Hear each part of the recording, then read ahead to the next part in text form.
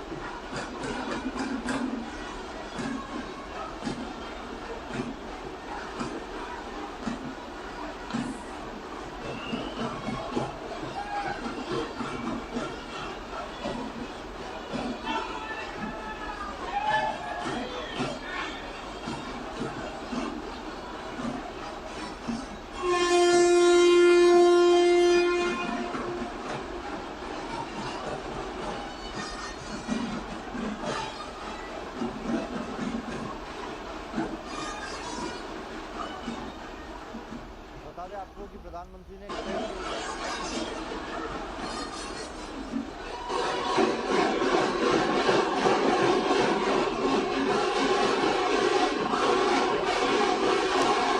तो कई सारी योजनाओं का उद्घाटन किया है। प्रधानमंत्री नरेंद्र मोदी ने गांधीनगर कैपिटल स्टेशन का उद्घाटन हुआ है और 71 करोड़ से ज़्यादा इसके कायाकल्प पर खर्च किया गया है। इसके अलावा वडनगर रेलवे स्टेशन को ब्रॉड गेज से जोड़ा गया है, वहां पर कई सारी और सुविधाएं भी दी गई है। गांधीनगर कैपिटल स्टेशन की बात करें तो यहाँ पर 5 सितारा होटल सीधे रेलवे स्टेशन के ऊपर बनाया गया है।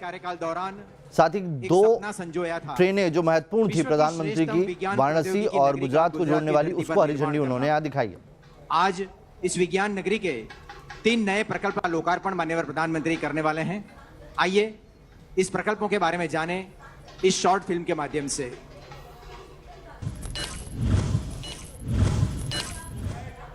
जय जवान, जय किसान, जय विज्ञान, जय अनुसंधान। हमारे माननीय प्रधानमंत्री श्री नरेंद्र मोदी जी के इस विजन को साकार करने के लिए अहमदाबाद स्थित गुजरात साइंस सिटी श्रेष्ठ और प्रमुख साइंस सेंटर ऑफ इंडिया के नए अवतार में आ रही है। केंद्रीय गृह मंत्री माननीय श्री अमित शाह के मार्गदर्शन में और माननीय मुख्यमंत्री श्री विजय रूपानी की सीधी देखरेख में विजिटर्स के लिए 3 नए शानदार आकर्षण तैयार किए गए हैं, जिनका लोकार्पण आज वीडियो कॉन्फ्रेंस के माध्यम से माननीय प्रधानमंत्री श्री नरेंद्र मोदी जी द्वारा किया जा रहा है। एक्वाटिक गैलरी, यहाँ पर 188 प्रजाति के 11,600 से भी ज्यादा जलीय जीवों की झलक देखी जा सकती है। विजिटर्स समुद्री थीम पर आधारित मुख्य खंड में प्रवेश करेंगे। गैलरी का सफर शुरू करते हुए विजिटर्स 10 विभिन्न समुद्री क्षेत्रों की यात्रा से गुजरेंगे, जैसे कि Indian zone, Asian zone, African zone, American zone, oceans of the world और अन्य। मुख्य टैंक के अंदर बनी 28 मीटर की world class walkway tunnel visitors को समुद्र तल पर शार्क एवं अवशेषों के बीच चलने का अद्भुत अनुभव प्रदान करेगी। यहाँ बना अनोखा 5D थिएटर आपको रोमांचक और मजेदार अनुभव प्रदान करेगा। रोबोटिक गैलरी, 11,000 स्क्वायर मीटर के विस्तार में निर्मित रोबोटिक गैलरी इंटरैक्टिव गैलरी के रूप में अत्याधुनिक रोबोटिक टेक्नोलॉजीज का प्रेजेंटेशन है। यहाँ रोबोट की विशाल प्रतिकृति आपको प्रवेश द्वार पर ही कौतूहल और उत्साह से भर देगी। गैलरी की हर एक मंजिल पर अलग अलग क्षेत्रों में रोबोट की उपयोगिता और लाभ का प्रेजेंटेशन है, जैसे कि मेडिसिन, एग्रीकल्चर, स्पेस, डिफेंस और दैनिक जीवन में रोबोट की उपयोगिता। अनोखा VR जोन विजिटर्स को विशाल आभासी दुनिया के सफर में ले जाएगा। रोबोटिक गैलरी का सफर रोबोट कैफे की मुलाकात के बिना अधूरा है। यहाँ रोबोट शेफ खाना बनाएंगे और रोबोट वेटर्स आपकी जगह पर आकर खाना पेश करेंगे। नेचर पार्क, 20 एकड़ के विस्तार में फैले इस नेचर पार्क में mist bamboo tunnel, oxygen park, butterfly garden, colour garden, chess और yoga space, jogging track, walking track और बच्चों के लिए दिलचस्प भूल भुलैया भी है। विजिटर्स के अनुभव को आसान बनाने के लिए गुजरात साइंस सिटी द्वारा एक खास मोबाइल ऐप बनाई गई है। इस ऐप के द्वारा आप एडवांस बुकिंग करवा सकते हैं और यह ऐप डिजिटल गाइड की भूमिका में आपको परिसर के मैप के साथ दिशा निर्देश भी देगी। यह ऐप उत्सुक लोगों को हर अट्रैक्शन की विस्तृत जानकारी भी देगी। गुजरात साइंस सिटी में आइए और ज्ञान विश्व में डुबकी लगाइए। Gujarat science city, connecting community with science.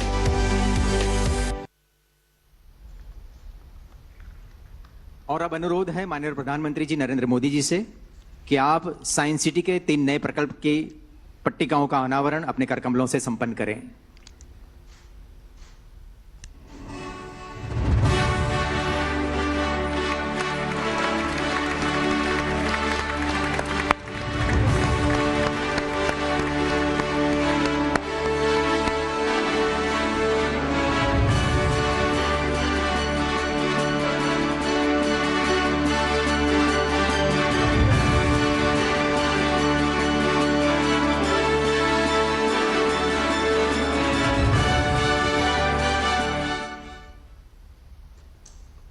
एक समय था जब देश में शासन करने वालों की यह सोच हुआ करती थी कि जितना हो पाएगा उतना विकास करेंगे, लेकिन आज के शासनकर्ताओं की सोच है जितना हम करेंगे उतना विकास होगा।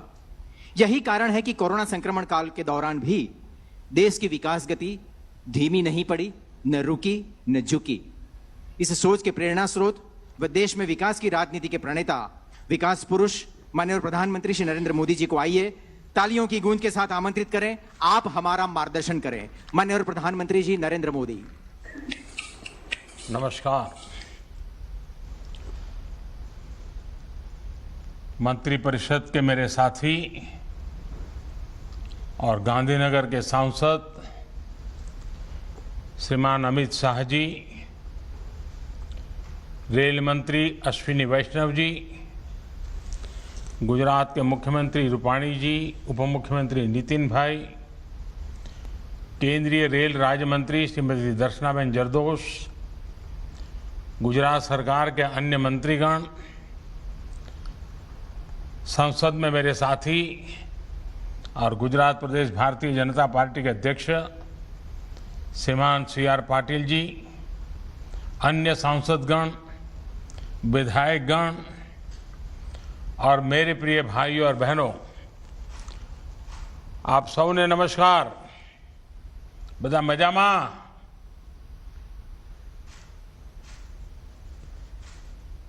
आज का दिन 21वीं सदी के भारत की आकांक्षाओं का, युवा भारत की भावनाओं और संभावनाओं का बहुत बड़ा प्रतीक है। साइंस और टेक्नोलॉजी हो, बेहतर अर्बन लैंडस्केप हो या फिर कनेक्टिविटी का आधुनिक इंफ्रास्ट्रक्चर, नए भारत की नई पहचान में आज एक और कड़ी जुड़ रही है। मैंने यहां दिल्ली से तमाम प्रोजेक्ट्स का लोकार्पण तो किया है, लेकिन इनको रूबरू देखने की उत्सुकता मैं बयान नहीं कर सकता। मैं मौका देखते ही खुद भी इसे देखने के लिए आऊंगा। भाइयों और बहनों, आज देश का लक्ष्य सिर्फ कंक्रीट के स्ट्रक्चर खड़ा करना नहीं है, बल्कि आज देश में ऐसे इंफ्रा का निर्माण हो रहा है जिनका अपना एक कैरेक्टर है। बेहतर पब्लिक स्पेस हमारी जरूरी आवश्यकता है। इस प्रकार से कभी पहले सोचा नहीं जाता था। हमारी अतीत की अर्बन प्लानिंग में इसको भी एक प्रकार से लग्जरी के साथ जोड़ दिया गया था।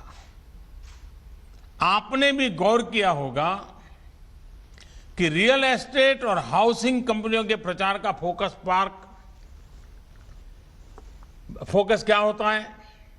पार्क फेसिंग, घर या फिर सोसाइटी के विशेष पब्लिक स्पेस के इर्द गिर्द होता है।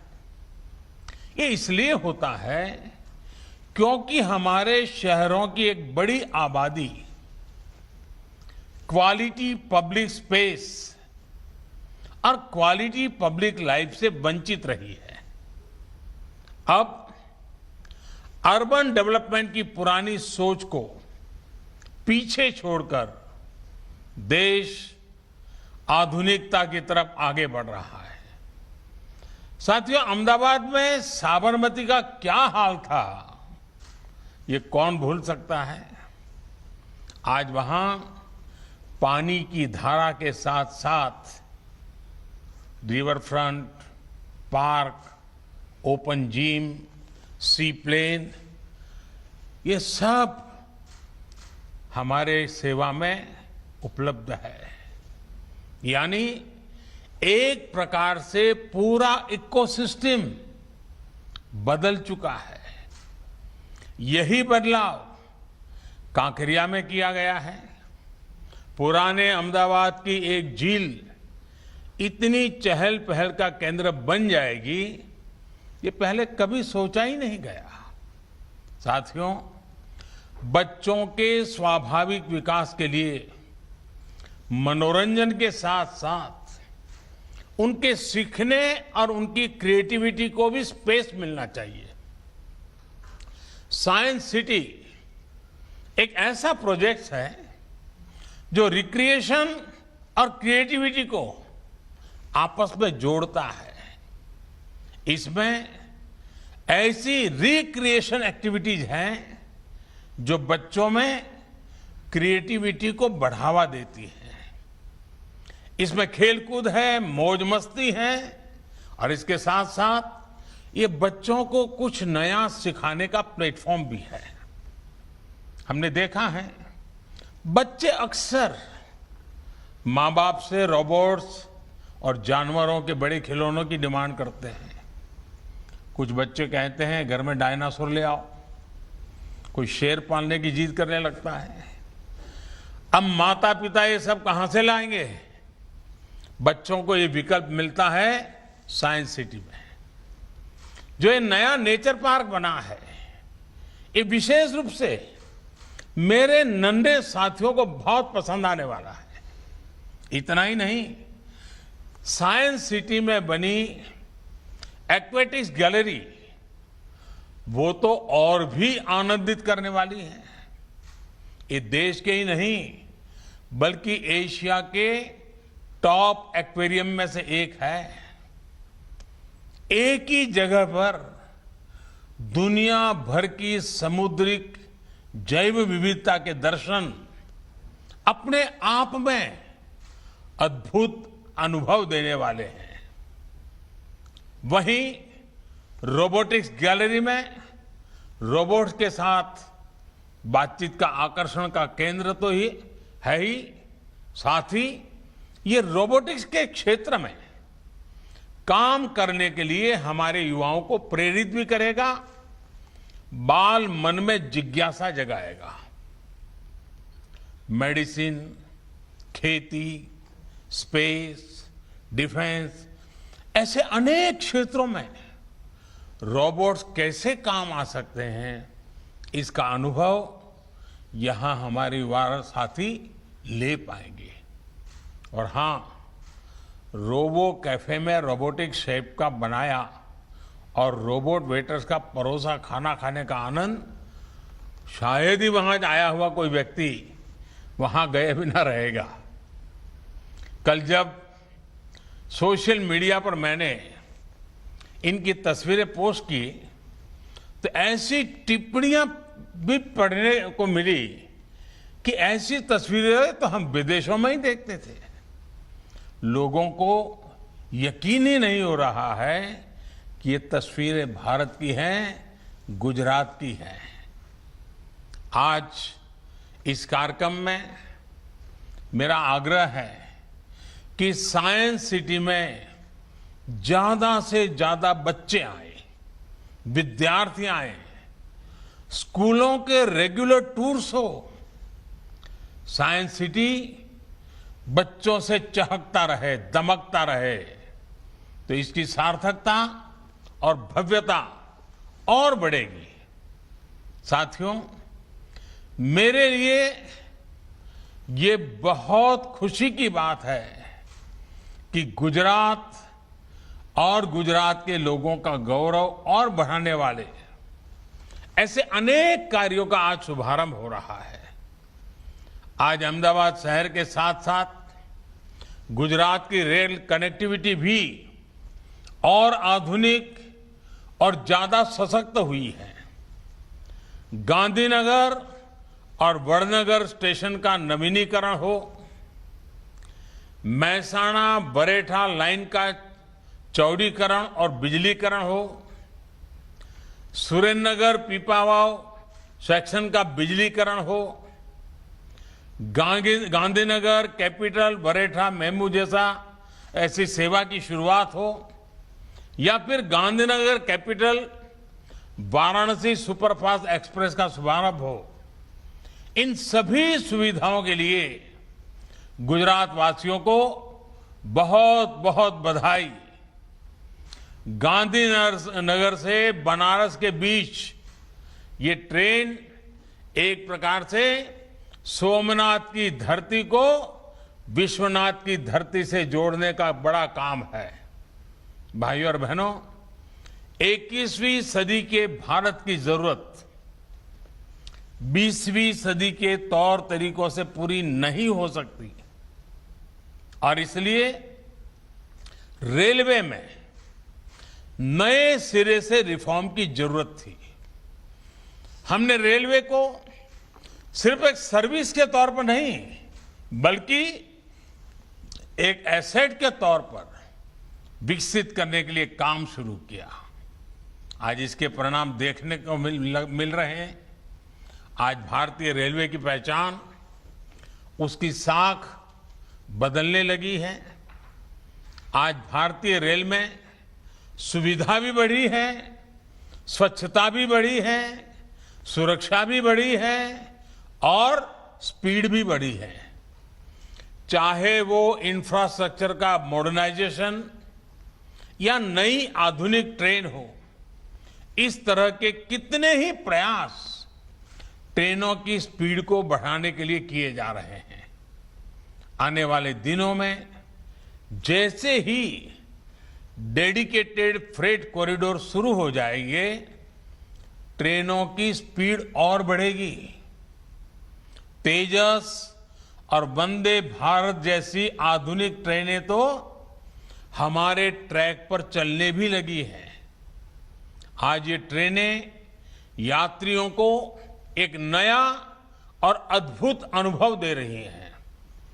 विस्टाडोम कोचेस का वीडियो भी आपने सोशल मीडिया पर जरूर देखा होगा। जो लोग स्टैच्यू ऑफ यूनिटी गए होंगे, उन्होंने इसका लाभ भी लिया होगा। ये coaches ease and feel of journey को एक नए आयाम पर पहुंचाते हैं। ट्रेन में चलने वाले सभी लोग अब ये भी अनुभव कर रहे हैं कि हमारी ट्रेनें, हमारे प्लेटफॉर्म्स और हमारे ट्रैक्स पहले से कितनी साफ रहने लगे हैं। इसमें बहुत बड़ा योगदान उन 2 लाख से ज्यादा बायो टॉयलेट्स का भी है जो कोचेज में इंस्टॉल किए गए हैं। इसी तरह आज देश भर में प्रमुख रेलवे स्टेशनों का आधुनिकीकरण किया जा रहा है। टियर 2 और टियर 3 शहरों के रेलवे स्टेशन भी अब वाईफाई सुविधा से लैस हो रहे हैं। सुरक्षा के दृष्टिकोण से भी देखें तो ब्रॉडगेज पर अनमैन्ड रेलवे क्रॉसिंग्स को पूरी तरह से खत्म कर दिया गया है। कभी भीषण हादसों और अव्यवस्था की शिकायतों के लिए मीडिया में छाई रहने वाली भारतीय रेल आज पॉजिटिविटी लेकर आती है। आज भारतीय रेल को दुनिया के आधुनिकतम नेटवर्क और मेगा प्रोजेक्ट्स के लिए चर्चा में स्थान मिलता है। आज भारतीय रेल को देखने का अनुभव और नजरिया दोनों बदल रहे हैं और मैं गर्व से कहूंगा कि आज के ये प्रोजेक्ट भारतीय रेल के इसी नए अवतार की झांकी है।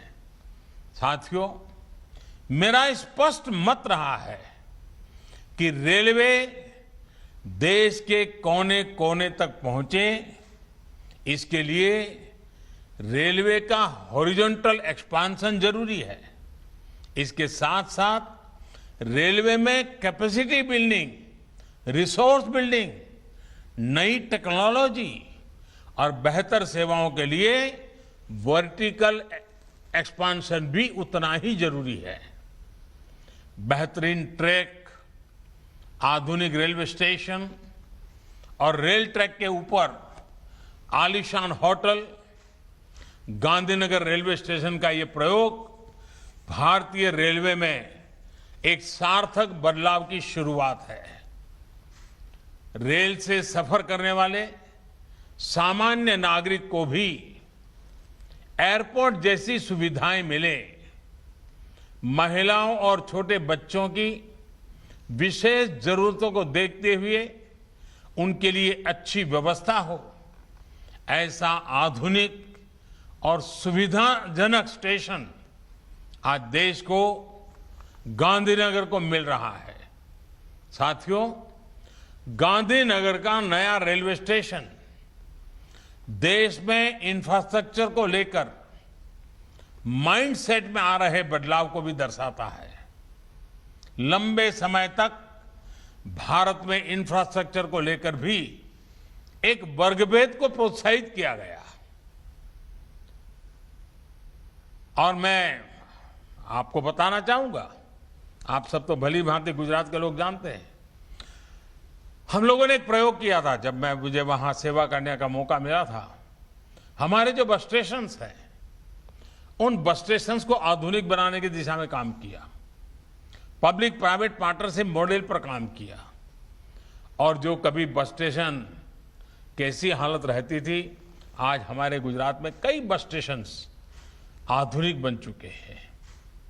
एयरपोर्ट जैसी सुविधाएं बस स्टेशन पर नजर आ रही हैं और जब मैं दिल्ली आया तो मैंने हमारे अफसरों को गुजरात के बस स्टेशन देखने के लिए भेजा था, रेलवे के अधिकारियों को, और मैंने उनको समझाया था कि हमारे रेलवे स्टेशन ऐसे क्यों नहीं होने चाहिए।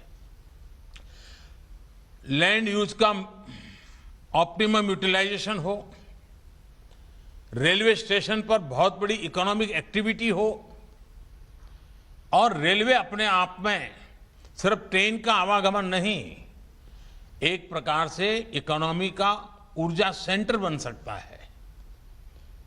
जैसे एयरपोर्ट का विकास होता है, जैसे गुजरात में बस स्टेशनों का विकास का प्रयोग हुआ है, वैसे ही रेलवे के स्टेशनों का भी पब्लिक प्राइवेट पार्टनरशिप मॉडल पर विकास करने की दिशा में हम आगे बढ़ रहे हैं। आज गांधीनगर उसकी एक शुरुआत है। जन सुविधाओं में ऐसा वर्गीकरण, ये जो ये इसके लिए और ये अमीरों के ये सब हो रहा है, सब बेकार बातें हैं जी। समाज के हर वर्ग को व्यवस्थाएं मिलनी चाहिए। साथियों, गांधीनगर का आधुनिक रेलवे स्टेशन इस बात का भी बहुत बड़ा प्रमाण है कि रेलवे के संसाधनों का सदुपयोग करते हुए इसको आर्थिक गतिविधियों का सेंटर भी बनाया जा सकता है। आधुनिक टेक्नोलॉजी का उपयोग करते हुए ट्रैक के ऊपर ऐसा होटल बना दिया गया है जहां से रेल चलती हुई तो दिख सकती है लेकिन महसूस नहीं होती। जमीन उतनी ही है लेकिन उसका उपयोग दोगुना हो गया है। सुविधा भी बेहतरीन, पर्यटन, व्यापार और कारोबार भी उत्तम। जहां से रेल गुजरती है उससे प्राइम लोकेशन भला क्या हो सकता है। इस रेलवे स्टेशन से महात्मा मंदिर का जो भव्य दृश्य दिखता है, दांडी कुटीर दिखती है, वो भी अद्भुत है। दांडी कुटीर म्यूजियम आने वाले लोगों या वाइब्रेंट गुजरात समिट में आने वाले लोगों जब देश इसे देखेंगे तो उनके लिए भी एक टूरिस्ट स्पॉट बन जाएगा और आज रेलवे का ये जो कायाकल्प हुआ है, महात्मा मंदिर से सट करके हुआ है, इसके कारण महात्मा मंदिर का महात्मा भी अनेक गुना बढ़ गया है। अब लोग छोटी मोटी कॉन्फ्रेंस करने के लिए इस होटल का भी उपयोग करेंगे, महात्मा मंदिर के उपयोग करेंगे, यानी एक प्रकार से साल भर अनेक इवेंट्स के लिए यहां एक सामूहिक रूप से व्यवस्था मिल गई है। और एयरपोर्ट से सिर्फ 20 मिनट के रास्ते पर आप कल्पना कर सकते हैं कि देश विदेश के लोग इसका कितना उपयोग कर सकते हैं। भाई और बहनों, कल्पना कीजिए पूरे देश में रेलवे का इतना बड़ा नेटवर्क है, इतने अधिक संसाधन है, इस तरह की कितनी संभावनाएं उसमें छिपी हुई है। साथियों, भारत जैसे विशाल देश में रेलवे की भूमिका हमेशा से बहुत बड़ी रही है। रेलवे अपने साथ साथ विकास के नए आयाम, सुविधाओं के नए आयाम लेकर भी पहुंचती है। ये बीते कुछ वर्षों का प्रयास है कि आज नॉर्थ ईस्ट के राजधानियों तक पहली बार रेल पहुंच रही है, तो बहुत जल्द श्रीनगर भी कन्याकुमारी से रेल माध्यम से जुड़ने वाला है।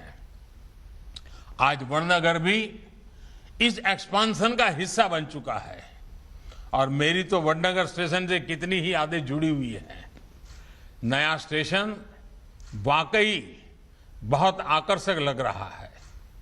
इस नई ब्रॉडगेज लाइन के बनने से वडनगर, मोढेरा, पाटन हेरिटेज सर्किट अब बेहतर रेल सेवा से कनेक्ट हो गया है। इससे अहमदाबाद, जयपुर, दिल्ली मेन लाइन से सीधी कनेक्टिविटी हो गई है। इस लाइन के शुरू होने से इस पूरे क्षेत्र में सुविधा के साथ साथ रोजगार और स्वरोजगार के नए अवसर भी खुल गए हैं। साथियों, महसाना बरेठा लाइन जहां हमारी धरोहर से हमें कनेक्ट करती है, तो सुरेंद्रनगर पीपावाव लाइन का विद्युतीकरण हमें भारतीय रेल के भविष्य से जोड़ता है। ये भारतीय रेल के इतिहास में सबसे कम समय में पूरा होने वाले प्रोजेक्ट्स में से एक है। ये रेल लाइन एक महत्वपूर्ण पोर्ट कनेक्टिविटी रूट होने के साथ साथ वेस्टर्न डेडिकेटेड फ्रेट कॉरिडोर के लिए भी फीडर रूट भी है। ये रेल मार्ग पीपावाव बंदरगाह से देश के उत्तरी भागों के लिए डबल स्टैंक कंटेनरों वाली मालगाड़ी की निर्बाध आवाजाही सुनिश्चित करने वाला है। साथियों, देश में यात्रा हो या फिर गुड्स ट्रांसपोर्ट, कम समय, कम खर्च और बेहतर सुविधा आज 21वीं सदी के भारत की प्राथमिकता है। इसलिए आज देश मल्टी मॉडल कनेक्टिविटी की तरफ कदम बढ़ा रहा है। इसके लिए एक विस्तृत रोड मैप पर काम चल रहा है। मुझे विश्वास है ट्रांसपोर्ट के अलग अलग मोड को जोड़कर लास्ट माइल कनेक्टिविटी आत्मनिर्भर भारत के अभियान को और गति देगी। साथियों, नए भारत के विकास की गाड़ी 2 पटरियों पर एक साल चलने हुए ही आगे बढ़ेगी।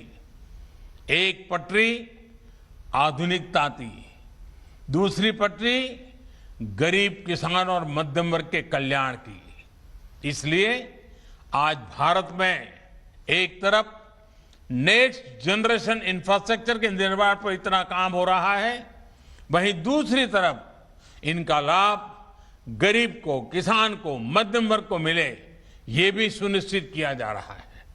भाई और बहनों, गुजरात और देश के विकास के इन कार्यों के बीच हमें कोरोना जैसी महामारी का भी ध्यान रखना है। बीते 1.5 साल में 100 वर्ष की सबसे बड़ी महामारी ने हम सभी के जीवन को बहुत प्रभावित किया है। कोरोना संक्रमण ने अनेक साथियों को असमय हमसे छीना है, लेकिन एक राष्ट्र के रूप में हम पूरे सामर्थ्य से इसका मुकाबला कर रहे हैं। गुजरात ने भी बहुत परिश्रम के साथ संक्रमण की गति को बढ़ने से रोका है। अब हमें अपने आचरण से और टेस्टिंग, ट्रैकिंग और ट्रीटमेंट और टीका के मंत्र से कोरोना संक्रमण की दर को नीचे ही रखना है। इसलिए बहुत सावधान और सतर्क रहने की जरूरत है। इसके साथ ही हमें वैक्सीनेशन की प्रक्रिया को निरंतर तेज करना आवश्यक है। मुझे खुशी है कि गुजरात 3 करोड़ टीकों के पड़ाव पर पहुंचने वाला है। केंद्र सरकार ने टीकों की उपलब्धता से जुड़ी जो जानकारी पहले ही साझा करनी शुरू की है, उससे गुजरात को वैक्सीनेशन सेंटर स्तर की रणनीति बनाने में मदद मिली है। सभी के प्रयासों से टीकाकरण से जुड़े अपने लक्ष्य को हम तेजी से हासिल कर पाएंगे। इसी विश्वास के साथ एक बार फिर से नई परियोजनाओं के लिए आप सबको बहुत बहुत बधाई, धन्यवाद।